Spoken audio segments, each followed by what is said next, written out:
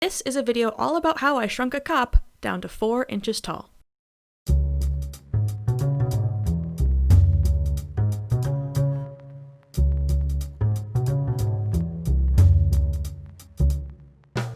If you're watching this video, and have assumingly read the title already, you would know that this is Percy King, police officer in Sweet Jazz City, in the fictional universe of Epithet Erased, created by Brendan Blaber, or Jello Apocalypse on YouTube, and published by Verve in 2019.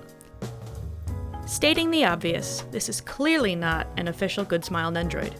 Indeed, this is a customized Nendoroid comprised of several other Nendoroid parts, custom sculpted pieces, actual blood, sweat, and metaphorical tears. As much as I enjoy Epithet Erased, I don't think it has a strong enough audience, especially in Japan where Nendoroids are created and designed, to eventually lead to any figurines being made, let alone of the main character in the second act of the series. In light of that knowledge, I decided, fuck that, I'm gonna make my own. One question you might be asking is, why Percy? Honestly, she's one of my favorite characters in the show. So much so that I cosplayed her this year in February. The design is simple but unique, her personality is monotone but funny. I just think she's neat. Moving beyond my praise of the show, let's get into what I had to do to create this figure. And let me tell you, I had to do a whole lot of shit. Percy's design, in comparison with other characters in Epithet, is relatively simple. However, some of the features she has are uncommon in the realm of Nendoroids. Knowing I'd be doing a fair amount of custom pieces, I drafted up this. A really rough design / guideline of how I wanted to make the Nendoroid. The majority of Nendoroids in the series have very similar body sculpts underneath their clothing layer. Flattish chests, big heads, nubby feet, etc. I was able to find a Snow Miku base from one of their design competitions and used it to draw up what I was thinking. The show is entirely 2D, and only has a few character references I was able to use to create this draft, but I think it turned out well.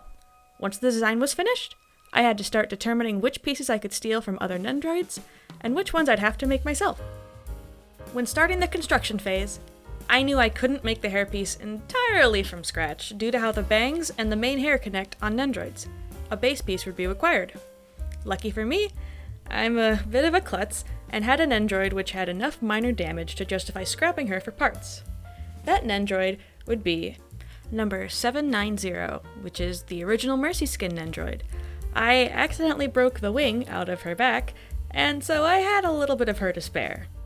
She's decapitated here because her bangs, faceplates, and hair all went toward Percy's head, mainly because her bangs were already parted where I would need them, saving me some sculpting time. The body and the accessories came from several different Nendoroids, many of which I sourced from Chibi Chop Shop, an online seller of Nendoroid parts, and I think the only one located in the United States? I could be wrong, I'm not 100% sure. A massive shout out and thank you to them. Without their store, this project wouldn't have been possible. This isn't a sponsorship, but if you have any interest in custom Nendoroids, I'd go check them out.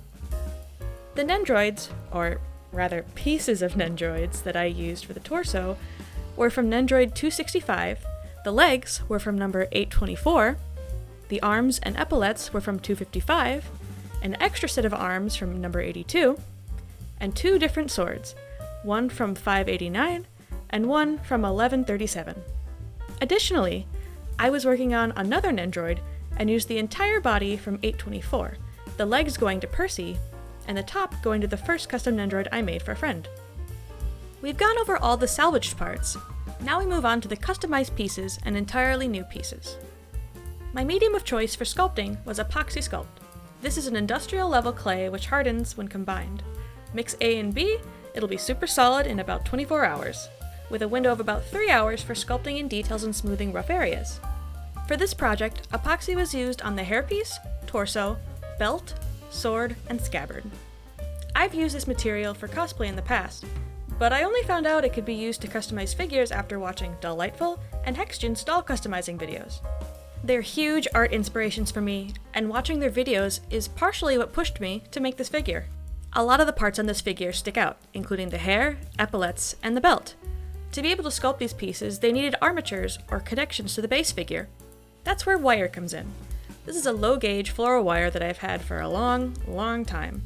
But it came in handy to build armatures because it's so thin and easy to work with. Without it, accomplishing the antenna hairpiece or the belt would have been nearly impossible. Moving on to paint, I'll be honest and say I'm not that good of a physical painter. I'm more of a digital artist, so this posed a bit of a challenge for me. Following the lead of Delightful and Haugen again, I used acrylic model paints, namely Vallejo brand, as it's the same brand of paint I use for my airbrush. These are just a few of the colors I used to make this piece. Next, I had this leftover paint from when I made Percy's scabbard for my cosplay, and since I was already working in acrylic, it made perfect sense to use. This color was used on both the scabbard and the shirt, since those two pieces match the original design. It's rather thick acrylic, so I added a little bit of water just to make sure it was a bit more viscous. Lastly, I mixed up a few custom colors from the acrylics I had, namely for the hair. This one here is a combination of 3 different colors, and honestly, if you can find the correct color for something, just do that instead. Making tiny hue adjustments to this was insanely tedious, and not something I'd like to do again. Alright, so we've gone over what different materials I used to make Percy. It's about time I show you the process, right? Well, not quite. Originally, I'd never intended on making a process video for this figure. I've never done it before, and honestly, I don't have the right equipment. However, after watching some of the aforementioned artists' videos and breaking down the basic elements, I figured I could make a basic video at least describing what I did and showing off the figure. If you want to know more about the actual process of making this figure, you can always reach out to me on Instagram or Twitter. I'm more than happy to answer any questions you have, provided they're reasonable. And with that settled, let's continue. Recording this chronologically is a little difficult because I worked on pieces as they were available to me. Because I already had the faceplates available, I started with those. In total, I made 5 custom faces for Percy. 3 of the faceplates came from the Mercy Nendoroid, and the other 2 came from GB Chop Shop. Each one is based on one of Percy's sprites from the show. If you look carefully, you can see a noticeable difference between the eye size of some of the faceplates. I didn't make all of these at the same time, so I think comparing the sizes of the eyes was a bit more difficult down the line, and the difference is most noticeable on the faces that were drawn furthest apart chronologically. Next is the hairpiece, or rather hairpieces. Nendoroid heads are broken up into at least 2 different hairpieces, the bangs and the main hair. This piece is entirely Epoxy Sculpt with the exception of the base. The paint is all matte acrylic, but this part of the figure has something different. Subtle shading that doesn't even show up on the camera. I try to show it on the camera, but there's a subtle division between the top and the bottom part of the bangs, matching the official artwork. I didn't make the shade too pronounced, which admittedly I regret. The lightning-shaped highlight on the bangs and the antenna hairpiece, or whatever, is also a matte white acrylic. I took about 6 passes of epoxy, with some sanding in between the latter layers before I was satisfied with it. On top of the hair sculpt, there's a teeny tiny hole, which is where the antenna hair thing plugs in.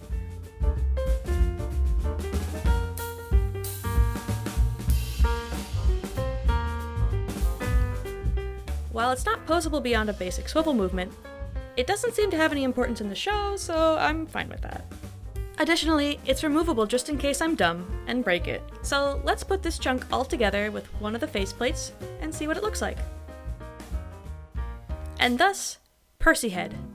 You can see some gaps between the bangs and the main hairpiece, as I was a bit hesitant to get a form fit in fear of compromising the connection between the pieces. Moving down a bit, let's talk about the torso, and its many accessories. Lucky for me, Percy's design is kind of simple. Unlucky for me, there are design elements which are difficult to downsize to this scale. The base piece is from numbers 265, with the buttons sanded off, and the side cuts, triangles, filled in with epoxy. 2 out of the 4 major design elements on this piece were stolen from other Nendoroids. The epaulettes are from 255, while the tie is from a Nendoroid More Office uniform set, which I only purchased because I didn't want to sculpt the goddamn tie. The badge and the belt are 100% custom made, which was both cool and absolutely terrifying at the same time.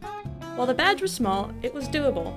The belt, on the other hand, I had the idea that if I made a large gap between the belt and the body, it would avoid paint chipping when I plugged in the scabbard. I now realize that this was useless and makes no difference because the arms don't fit properly even with it. The hole on the side of the belt is for the scabbard, which has a peg that fits inside. The arm pieces also came from Nendoroid 255, which was already wearing gloves which just required minor alterations.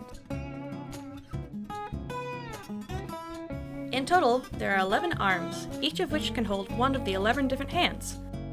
If you're paying attention, you may see that there's a hand attached to the sword here. Why is there a hand here? Well, the design at the hilt of the sword would not allow the hand to be removed without breaking the design or breaking Percy's hand. Thus, I made 2 swords. These hands, while not super delicate, have details that took way too much time, and I don't want to risk damaging the paint by making a slit in the hand. I mean, look at this! It's not perfect at this scale, but I'll take it. I went through 3 super thin brushes in this process, and it still doesn't look quite right. It was the worst, and I hate it. Fuck this hand. We've covered the head and the torso. Let's move on to the last piece of the main figure. These legs, unfortunately, were not made for walking, and thus that is not what they'll do. Nendoroids aren't designed to stand on their own. The legs I used for this piece were from number 824, which included 2 straight legs, 1 left and 1 right, and 1 action leg, which can be used as either a right or a left leg. You might notice that the leg joints and the legs themselves are different colors. Let's briefly go over that. Most parts of the figure don't move or rub up against each other. The joints are really the only exception. A technique I learned from Delightful is coloring with pastels, specifically on the joints to avoid paint chipping.